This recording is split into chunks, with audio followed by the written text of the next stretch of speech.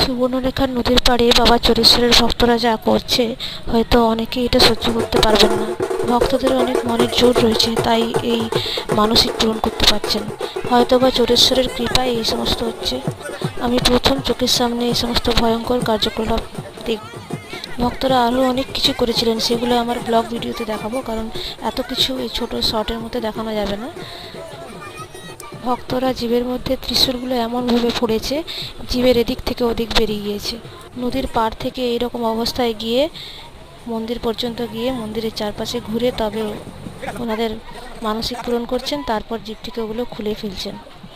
আর এখানে নদীর পাড়ে যে কত মানুষ এসেছে, অনেক জায়গা থেকে যেন মনে হচ্ছে নদীর পাড় ভেঙে পড়বে। আর এখানে আগুনের মধ্যে ধুনো ছুঁড়ে মারছে, তখন আগুন এরকম হচ্ছে, এরকমভাবে ওনারা করে যাচ্ছে। এটা একটা কিছু হবে। ভগবান সবাই